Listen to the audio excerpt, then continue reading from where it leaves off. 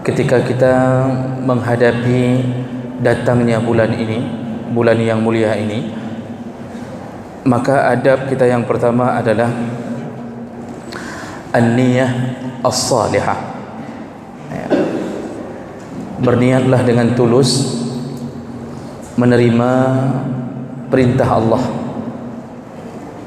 Ini salah satu daripada perintah Allah.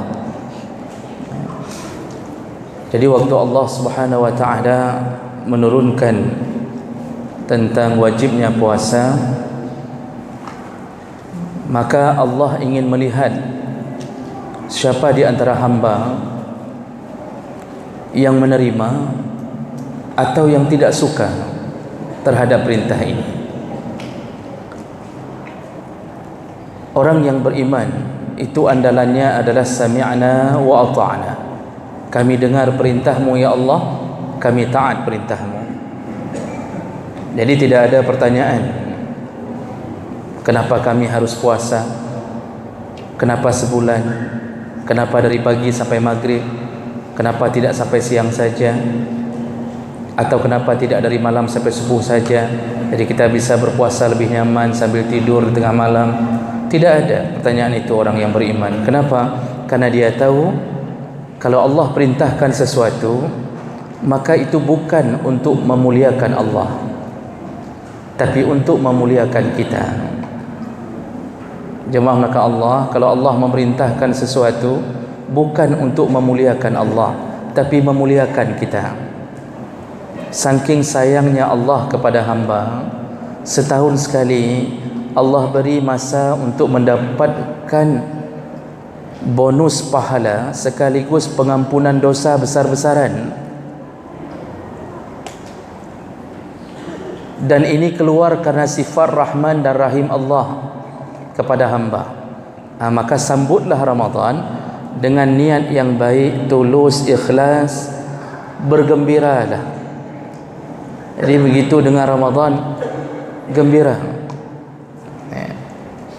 Cuma ada salah satu hadis yang sebahagian ahlul hadis mengatakannya dhaif, yaitu yang berbunyi man fariha bidukhuli Ramadan, barang siapa yang gembira dengan datangnya Ramadan, ghufira lahu ma taqaddama min zambi, diampunkan dosa-dosa yang telah berlalu. Hanya dengan gembira diampunkan dosa. Silakan cek hadisnya. Hampir seluruh ulama ahlul hadis menyebutkan hadis ini dhaif. Tetapi walaupun begitu maknanya benar. Artinya kita disuruh senang, gembira. Karena kalau orang yang kurang imannya, begitu mendengarkan datangnya Ramadan susah ke? Dia susah. Dia mulai merasakan kehidupan, Masya Allah, ka puasa dom. Kasih bulan akan dah puasa dom. Yang Senin hamil haid dah buat. Senin Kamis pun kita enggak sanggup, apalagi sampai sebulan. Dia menganggap ini penderitaan besar. Tapi orang beriman senang, tahu hakikat kenapa Allah memberikan Ramadan. Maka adab kita pertama kepada Allah dan kepada datangnya Ramadan, niatkan tulus ikhlas menerima perintah Allah Subhanahu wa taala. Kenapa harus begitu? Karena kita tahu yang bisa memberikan kebahagiaan sempurna bagi kita hanya Allah. Hanya Allah yang bisa memberikan kebahagiaan sempurna. Dulu kita sebelum dapat kerja, kita berfikir dengan kerja kita bahagia. Ternyata banyak orang yang setelah dapat kerja menyesali kenapa dapat kerja. Lalu kemudian ada orang yang berbahagia ketika diliburkan libur corona, sampai 3 bulan diliburkan. Semua anak-anak bahagia, semua yang kuliah bahagia. Tapi ternyata baru sebulan dia jalani, dia sudah pening sendiri, Pak. Sudah bosan di rumah. Yang model kuliah online kadang-kadang enggak cukup paket. Macam model terjadi kamu mangkero di rumah. Ada yang tidur dari pagi sampai malam, bangun kemudian lupa buat tugas. Dari sekolah pun yang ibu guru, bapak guru kadang-kadang lupa kasih tugas. Karena kati uro tugas kami bingung ngurung. Dulu kita berfikir sebelum menikah, kalau sudah menikah kita mungkin bahagia. Tapi ternyata sebahagian orang setelah menikah malah menderita. Banyak perempuan yang sebelum menikah hidupnya aman-aman saja di bawah lindungan orang tuanya, dalam kasih sayang orang tuanya. Begitu setelah menikah kebetulan jodohnya adalah orang yang kebetulan menjadi ujian bagi dia, dia menyesalinya. Orang kalau sudah capek sekali bekerja, berangan-angan mungkin dapat bahagia setelah pensiun, tapi ternyata setelah pensiun pun tidak bahagia. Ada orang berangan-angan mungkin nanti bisa istirahat setelah meninggal, ternyata setelah meninggal pun dia tidak bahagia. Apalagi yang melakukan amal yang dijamin mendapat azab kubur. Di antaranya adalah yang suka mengadu domba di antara manusia, dan ada orang yang tidak membersihkan najisnya, tidak cebok atau tidak peduli dengan bekasan najis, itu dipastikan azab kubur, dan ternyata dia tidak bahagia. Maka di mana kebahagiaan sempurna? Di sisi Allah. Di mana dia tempatnya? Yaitu di saat mendapatkan tempat yang radu, semua orang yang masuk radu anhu, radhiyallahu anhum wa radu an. Allah ridha dengan amal mereka dan mereka pun ridha mendapat balasan Allah. Apa dia? Surga, jannah. Jadi bahasa Allah jannah itu kebun.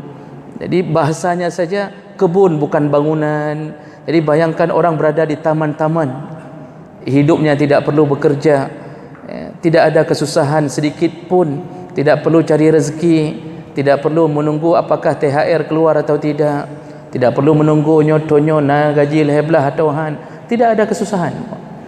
Sempurna sampai Nabi mengatakan tidak ada kentut, tidak ada sendawa, tidak ada sakit perut, tidak ada ingus, tidak ada keringat, tidak ada sakit apapun.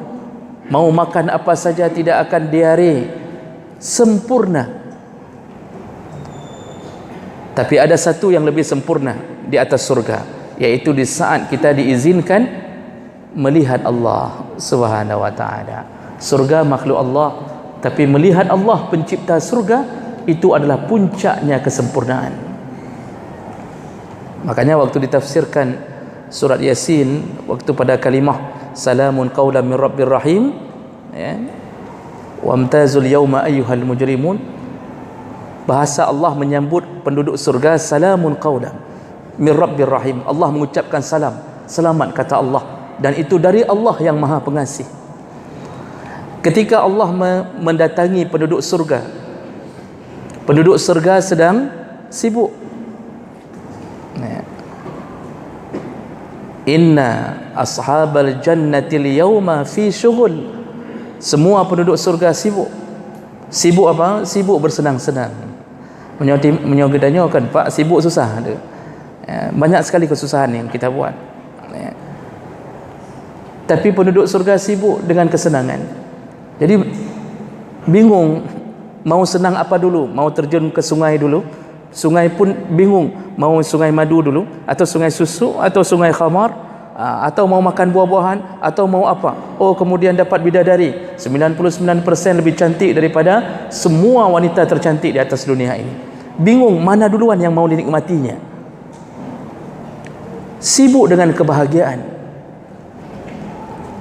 Tiba-tiba Allah datang. Dalam tafsir surat itu disebutkan, ayat itu, Allah datang dan menampakkan dirinya, dan kita bisa melihat Allah seperti melihat bulan purnama, kata Rasulullah sallallahu alaihi wasallam. Jelas melihat Allah bagi penduduk surga. Maka Allah mengucapkan salam, selamatlah wahai hambaku, selamatlah. Ketika orang sedang sibuk dan Allah datang, ketika itulah semua penduduk surga melupakan kesenangan mereka, lupa dengan surga, semuanya terkagum dengan keindahan Allah Subhanahu wa taala.